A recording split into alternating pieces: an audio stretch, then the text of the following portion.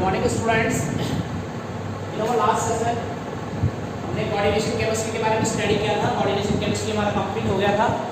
अभी सेशन में हम एक नए टॉपिक के बारे में स्टडी करेंगे, दैट इज वो है हमारा लेसन नंबर 15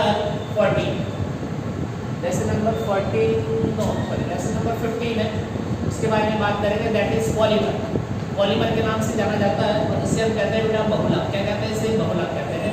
कितने नंबर का है ये? हमारे पास 3 नंबर का लेसन है। कितने नंबर का लेसन है? 3 नंबर का हमारे पास ये लेसन, ठीक है। तो अब हमारा जो ये चैप्टर चल रहा है, इस चैप्टर में हम पॉलीमर के बारे में बात करेंगे। पॉलीमर का मतलब है बहुलक। बहुलक के बारे में हम थोड़ा स्टडी करेंगे इसमें, ठीक है। लेसन नंबर 15 की बात करेंगे पॉलीमर, ठीक है। पॉलीमर क्या होता है इधर देखिए, मैं आपको बताता हूँ व्हाट इज द पॉलीमर, क्या होता है। पॉलीमर की अगर बात करें तो हम लिख सकते हैं पॉलीमर का मतलब है सीधा सीधा सा प्लास्टिक। पॉलीमर का मतलब सीधा सीधा सा क्या है मेरे पास? प्लास्टिक। प्लास्टिक्स होते हैं उनको पॉलीमर्स कहा जाता है, प्लास्टिक भी बोलता है। पॉलीमर शब्द को किसने दिया? पॉलीमर शब्द दिया, पॉलीमर शब्द ना, पॉलीमर शब्द है वो एक शब्द होता है जिसे हम कहते हैं पॉलीमेरोज। पॉलीमेरोज से मिलकर बना है। पॉलीमेरोज में कितने पार्ट होते हैं? 2 पार्ट होते हैं। पॉलीमेरोज में 2 पार्ट होते हैं, एक तो होता है पॉली और एक हमारे पास होता है मेरोज। पॉली का मतलब होता है बेटा मैनी, पॉली का मतलब होता है मैनी, और मेरोज का मतलब होता है पार्ट। मेरोज का मतलब होता है पार्ट, मैनी का मतलब होता है बहुत से, मैनी का मतलब होता है बहुत से, और पार्ट का मतलब होता है भाग। ऐसा हो जिसके बहुत सारे भागों से पॉलीमेरोज कहा जाता है। पॉलीमेरोज शब्द ग्रीक भाषा के, पॉलीमर शब्द वो ग्रीक भाषा की पॉलीमेरोज से बना है। पॉलीमेरोज शब्द 2 शब्दों से मिलकर बना है, पॉली प्लस मेरोज। पॉली का मतलब होता है मैनी और मेरोज का मतलब होता है पार्ट्स। कहने का मतलब ये है ऐसा हो जिसके बहुत सारे पार्ट्स हो जो पॉलीमर कहते हैं, क्या कहते हैं उसे? पॉलीमर कहते हैं। पॉलीमर शब्द था वो सबसे पहले किसने दिया? पॉलीमर शब्द दिया था स्काउंडिंजर ने। स्काउंडिंजर नाम का जो वैज्ञानिक था उसने सबसे पहले पॉलीमर शब्द दिया है। द वर्ड पॉलीमर शब्द था वो स्काउंडिंजर नामक वैज्ञानिक के द्वारा दिया गया था। इसे हम पॉलीमर कहते हैं, ये स्काउंडिंजर ने दिया था, ठीक है। पॉलीमर क्या होता है ये सबसे पहले किसने बताया था? ये सबसे पहले हमें ये बताया था स्काउंडिंजर नामक वैज्ञानिक, ठीक है। अब पॉलीमर क्या होते हैं तो देखिए, पॉलीमर को समझाने के लिए मैं एक एग्जांपल लेता हूँ। यहाँ पर मैंने लिखा CS2 इसे कहा जाता है एथीन। क्या कहा जाता है इसे? एथीन इसका नाम होता है CS2 इसके मैंने कितने अणु लिए? N। अब मैंने इसका क्या करवाया? बहुलीकरण करवाया। क्या करवाया मैंने? इसका बहुलीकरण। जब मैंने इसका करवाया, इसका बहुलीकरण करवाने पर मेरे पास क्या बना? मेरे पास बना CH2 और ये CS2 और ये N, ये बना। इसका नाम मैंने लिखा पॉलीथीन। क्या नाम रखा मैंने इसे? पॉलीथीन, ठीक है। तो कहने का मतलब होता है जब एथीन का बहुलीकरण करवाया जाता है तो पॉलीथीन बनता है। जब एथीन का बहुलीकरण करवाया जाता है तो पॉलीथीन बनता है। एथीन का बहुलीकरण करवाने पर पॉलीथीन का निर्माण होता। इसी तरह मैंने यहाँ पर लिखा, ये मेरे पास है CH2 डबल बॉन्ड, ये CH और ये Cl। इसका नाम जो मेरे पास होता है दैट इज वो है वाइनिल क्लोराइड है। इसका नाम है वाइनिल क्लोराइड। इसके मैंने कितना लिए? N। और इसका मैंने क्या करवा दिया? इसका मैंने करवा दिया बहुलीकरण। जब मैंने इसका बहुलीकरण करवा दिया तो ये मेरे पास क्या बन जाएगा? ये बन जाएगा CH2, ये CH, ये CH2 और ये CH, और यहाँ पर ये Cl, और यहाँ पर क्या आ जाएगा? N। इसका नाम क्या हो जाएगा? इसका नाम हो जाएगा पॉलीवाइनिल क्लोराइड। इसका नाम हो जाएगा पॉलीवाइनिल क्लोराइड, ठीक है। शॉर्ट में इसको कहा जाता है PVC। क्या कहते हैं? PVC। कहने का मतलब है जो वाइनिल क्लोराइड जो होता है, उस वाइनिल क्लोराइड का अगर हम बहुलीकरण करवाते हैं तो हमारे पास पॉलीवाइनिल क्लोराइड बनता है। वाइनिल क्लोराइड का बहुलीकरण करवाने पर पॉलीवाइनिल क्लोराइड बनता। तो 2 चीजें यहाँ पर हमको सीखने को मिली। एक तो हमारे पास हुआ एथीन, जब एथीन का बहुलीकरण करवाया जाता है तो हमारे पास पॉलीथीन बनता है, ठीक है। दूसरी चीज हमको सीखने को मिली वाइनिल क्लोराइड का जब बहुलीकरण करवाया जाता है तो पॉलीवाइनिल क्लोराइड बनता है। इस पॉलीवाइनिल क्लोराइड को शॉर्ट में PVC के नाम से जानते हैं। इस पॉलीवाइनिल क्लोराइड को शॉर्ट में किसके नाम से जानते हैं? PVC के नाम से जानते हैं। तो यहाँ पर मैं कुछ ये जो होता है इसे हम एकलक कहते हैं। इसे हम क्या कहते हैं? एकलक कहते हैं। और ये जो बनता है ना इसे हम क्या कहते हैं? बहुलक कहते हैं। ये एकलक है, ये बहुलक है। इसको अंग्रेजी में हम कहते हैं मोनोमर। इसे अंग्रेजी में हमने नाम दिया मोनोमर। इसको अंग्रेजी में हमने क्या नाम दिया? पॉलीमर। ये मोनोमर है और ये क्या है? पॉलीमर, ठीक है। तो सबसे पहला जो शब्द हमारे पास आएगा वो आएगा बहुलक। क्या आएगा? बहुलक किसे कहते हैं? बहुलक पर क्या कहेंगे? ये एकलक इकाई है, एकलक इकाई की पुनरावृत्ति से, एकलक इकाई की पुनरावृत्ति से बनने वाला उच्च द्रव्यमान का उभयद अणु बहुलक कहलाता है। एकलक इकाई की पुनरावृत्ति से बनने वाला उच्च द्रव्यमान का उभयद अणु क्या कहलाता है? बहुलक कहलाता। ये बहुलक की देखो डेफिनेशन क्लियर होनी चाहिए कि बहुलक किसे कहते हैं। इस बहुलक की डेफिनेशन में हम क्या लिखेंगे? एकलक इकाई की पुनरावृत्ति से बनने वाला उच्च द्रव्यमान का उभयद अणु बहुलक कहलाता। एकलक इकाई की पुनरावृत्ति से बनने वाला उच्च द्रव्यमान का उभयद अणु बहुलक कहलाता। एक बहुलक हो गया। बहुलक के बाद में सेकंड जब को परिभाषा लिखनी है वो लिखनी है एकलक की, कि एकलक किसे कहते हैं। एकलक की डेफिनेशन में हम क्या लिखेंगे? वह छोटी से छोटी इकाई, सूक्ष्मतम बोल सकते हैं इसको, छोटी से छोटी तो मैं स्पष्ट हो जाएगी। वह सूक्ष्मतम इकाई जिसकी पुनरावृत्ति से बहुलक का निर्माण होता है उसे क्या कहते हैं? एकलक कहते हैं। वह छोटी से छोटी इकाई जिसकी पुनरावृत्ति से बहुलक का निर्माण होता है उसे एकलक कहा जाता है। उसको क्या नाम रखा जाता है? उसे एकलक कहते हैं।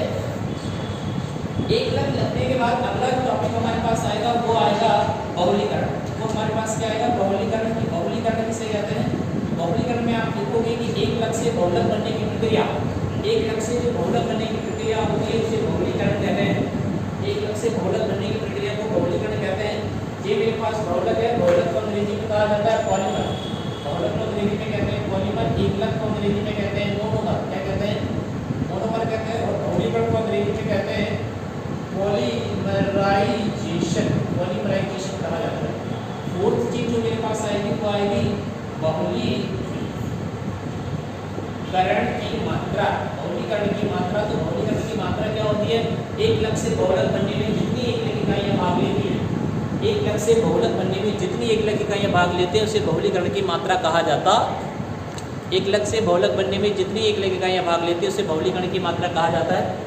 ये हमारा लेसन नंबर 15 है। लेसन नंबर 15 है, 3 नंबर का लेसन है। बहुत ही आसान लेसन है, इसमें ज़्यादा प्रॉब्लम्स नहीं है। इस लेसन का नाम मैंने आपको बताया पॉलीमर है। पॉलीमर को अगर मैं एक स्लाइड में बोलूँ तो सीधा मेरे पास आएगा प्लास्टिक। जो प्लास्टिक्स होते हैं उन्हें पॉलीमर कहा जाता है। जो प्लास्टिक उन प्लास्टिक्स को क्या कहा जाता है? पॉलीमर्स कहा जाता है। पहली चीज़ जो हमको इसमें सीखनी है वो ये है कि पॉलीमर शब्द अनव स्टाउडिंगर नामक वैज्ञानिक ने दिया।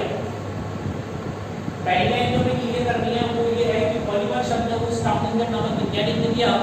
दूसरी चीज जो क्लियर करनी है वो ये है कि पॉलीमर शब्द है ना वो ग्रीक भाषा के पॉलीमिरोज से बना है। कि पॉलीमर शब्द है ना वो ग्रीक भाषा के पॉलीमिरोज से बना हुआ है। पॉलीमिरोज का मतलब है, पॉलीमिरोज एक ग्रीक भाषा का शब्द है। इसे दो शब्दों से मिलकर बना होता है, पॉली प्लस मिरोज। पॉली का मतलब होता है मैनी और मिरोज का मतलब होता है पार्ट्स। अर्थात ऐसा अणु जिसके बहुत सारे पार्ट्स होते हैं उसे पॉलीमिरोज कहा जाता है। जैसे कि मानव का शरीर होता है, जैसे मानव का जो शरीर होता है वो एक पॉलीमर होता है। पॉलीमर होता है किसका होता है? वो एकलक इकाइयां मतलब कोशिकाओं का बहुलक बना होता है। कौन होता है? मानव का शरीर। इसी तरह जैसे आपको मकान बनाना है और मकान बनाने के लिए आपको ईंटों की जरूरत पड़ती है, तो ईंटों की जो एक ईंट होगी वो तो किसका काम करेगी? वो एकलक का काम करेगी। और जो ईंटों को जमाने का जो प्रोसेस है उस प्रोसेस को बहुलीकरण कहेंगे। और ईंटों को जमाने के बाद जो बड़ा सिस्टम बन के आता है उसे बहुलक कहा जाएगा। ठीक है, तो बड़ा सिस्टम जो बनता है बहुलक है। छोटी ईंट एकलक का काम करेगी, जमाने का प्रोसेस क्या कहलाएगा? बहुलीकरण। और ईंटों की संख्या क्या कहलाएगी? मेरे पास बहुलीकरण की मात्रा कहलाएगी। ये सारी चीजें, ये सारे प्रोसेस है आपको अच्छे से पता होना चाहिए। तो हमारे पास होता है एक एथीन होता है कि एथीन का जब हम बहुलीकरण करवाते हैं तो पॉलीथीन का निर्माण होता है। एथीन का जब बहुलीकरण करवाया जाता है तो पॉलीथीन का निर्माण होता है। एथीन एकलक इकाई होती है बहुलीकरण उसकी, पॉलीथीन की। जब एथीन का बहुलीकरण करवाया जाता है तो पॉलीथीन का निर्माण होता है। ठीक है, पॉलीथीन भी बेटा दो प्रकार के होते हैं, निम्न घनत्व पॉलीथीन और उच्च घनत्व पॉलीथीन। ठीक है, दूसरा हमारे पास आता है वाइनिल क्लोराइड। वाइनिल क्लोराइड जो होता है उस वाइनिल क्लोराइड का जब बहुलीकरण करवाया जाता है तो पॉलीवाइनिल क्लोराइड बनता है। वाइनिल क्लोराइड का जब बहुलीकरण करवाया जाता है तो पॉलीवाइनिल क्लोराइड बनता है। वाइनिल क्लोराइड जो होता है वो एकलक होता है। वाइनिल क्लोराइड होता है वो एकलक होता है और पॉलीवाइनिल क्लोराइड होता है वो बहुलक होता है। पॉलीवाइनिल क्लोराइड को शॉर्ट में पीवीसी के नाम से भी जानते हैं। पॉलीवाइनिल क्लोराइड होता है, इसे शॉर्ट में पीवीसी के नाम से जानते हैं। वो एकलक और बहुलक है। एकलक इकाइयों की पुनरावृत्ति एकलक को कहते हैं मोनोमर और बहुलक उससे क्या कहेंगे? पॉलीमर के नाम से। अगला जो मेरे पास टॉपिक आता है वो ये आता है कि परिभाषाएं अगर आपको लिखनी पड़े तो सबसे पहली परिभाषा हम लिखेंगे क्या? बहुलक। सबसे पहली परिभाषा जो हम लिखेंगे वो लिखेंगे बहुलक की। बहुलक किसे कहते हैं? तो इसमें हम लिखेंगे कि एकलक इकाइयों की पुनरावृत्ति से, एकलक इकाइयों की पुनरावृत्ति से बनने वाला उच्च द्रव्यमान का उभयद अणु बहुलक कहलाता है। एकलक इकाइयों की पुनरावृत्ति से बनने वाला उच्च द्रव्यमान का उभयद अणु बहुलक कहलाता है। एकलक इकाइयों की पुनरावृत्ति से बनने वाला उच्च द्रव्यमान का बृहद अणु बहुलक कहलाता है। दूसरा हम ये लिखेंगे एकलक क्या होता है, एकलक में लिखेंगे वह छोटी से छोटी इकाई, एकलक में लिखेंगे वह छोटी से छोटी इकाई जिसकी पुनरावृत्ति से बहुलक का निर्माण होता है, या वह सूक्ष्म इकाई जिसकी पुनरावृत्ति से बहुलक का निर्माण होता है, उसे एकलक कहा जाता है। ठीक है, तीसरा जो हमारे पास पॉइंट आता है वो आएगा बेटा बहुलीकरण। तीसरा पॉइंट आएगा बहुलीकरण। क्या होता है कि एकलक इकाई की पुनरावृत्ति से, एकलक इकाई की पुनरावृत्ति से बनने वाले उच्च द्रव्यों को एकलक से बहुलक बनने की प्रोसेस, ऐसे लिख सकते हैं कि एकलक से बहुलक बनने की जो प्रक्रिया है वो एकलक से बहुलक बनने की प्रक्रिया को बहुलीकरण कहा जाता है। एकलक से बहुलक बनने की प्रक्रिया को बहुलीकरण कहा जाता है। अगला जो मेरे पास टॉपिक आता है वो आएगा बहुलीकरण की मात्रा। बहुलीकरण की मात्रा किसे कहते हैं कि एकलक से बहुलक बनने की प्रक्रिया में, एकलक से बहुलक बनने की प्रक्रिया में जितनी एकलक इकाइयां भाग लेती हैं उसे बहुलीकरण की मात्रा कहते हैं, उसे बहुलीकरण की मात्रा कहते हैं। ठीक है, अब उसके बाद में देखिए बहुलकों के बारे में कुछ बातें हैं वो मैं आपको बताता हूँ। तो पहली बात मैं ये कहूँगा कि बहुलकों की कुछ विशेषताएं होंगी।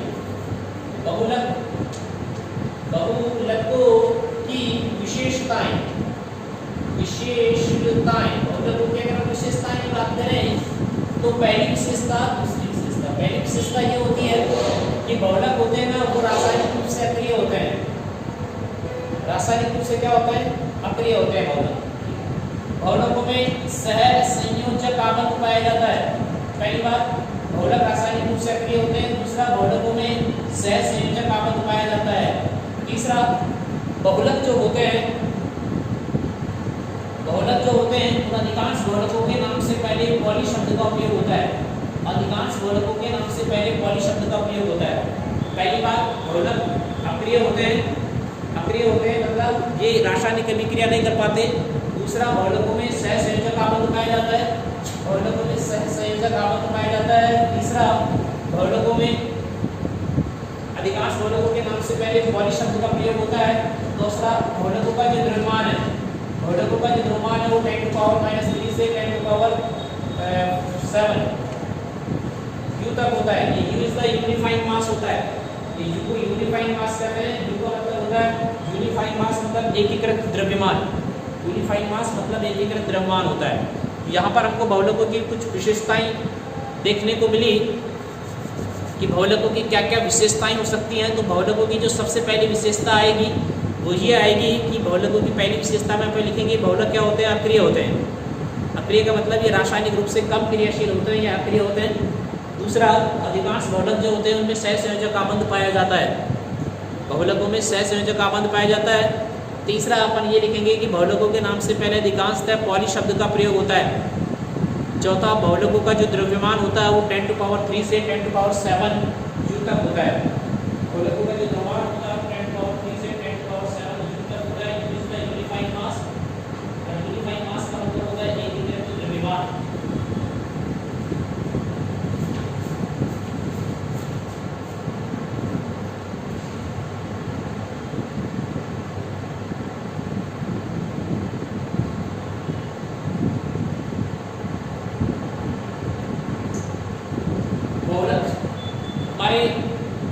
आधुनिक युग में बहुलक हमारे जो जीवन शैली है उसकी है ना रीढ़ की हड्डी मानी जाती है कि जितनी भी चीज़ें हम यूज करते हैं वो सारे बहुलक होते हैं। जो कपड़े हम पहनते हैं वो बहुलक है, जिन पैंट से हम दिख रहे हैं वो सारे पॉलीमर्स हैं।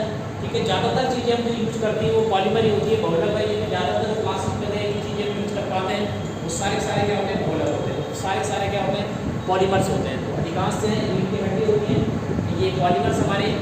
ये आपको चीज़ें क्लियर होनी चाहिए। बस ये क्वेश्चन किस तरह के एग्जाम में पूछे जाते हैं। एग्जाम में ये क्वेश्चन पूछा जाता है कि पॉलीथीन की एक इकाई क्या होगी, तो आप लिख सकते हैं एथीन होगी। आपसे पूछा जाएगा पीवीसी पॉलीवाइनिल क्लोराइड की एक इकाई क्या होती है, तो आप क्या लिखोगे, वाइनिल क्लोराइड होती है। आप ऐसे लिख सकते हो। सवाल ऐसे पूछ सकता है क्या होता है जब वाइनिल क्लोराइड का बहुलीकरण करवाया जाता है, पॉलीवाइनिल क्लोराइड होता है। क्या होता है जब एथीन का बहुलीकरण करवाया जाता है, तो पॉलीथीन बनता है। इस तरह के क्वेश्चन भी कई बार एग्जाम में पूछे जाते हैं। ये सारी चीज़ें आपको अच्छे से क्लियर होनी चाहिए। ठीक है, और बाकी बातें मैं जो हमारे नेक्स्ट क्लास में स्टडी करेंगे इसमें आपको शायद कोई प्रॉब्लम नहीं आएगी। पॉलीमर वाले चैप्टर में आप अच्छे से पढ़िएगा। 7 से चैप्टर है, स्कोरिंग चैप्टर है, इसमें कोई दिक्कत नहीं आती है अगर आप इसे अच्छे से रीड करेंगे तो। मैं इसकी PDF आपको उपलब्ध हो जाएगी आज या कल में, तो उसके बाद हो जाएगी। ठीक है, थैंक यू।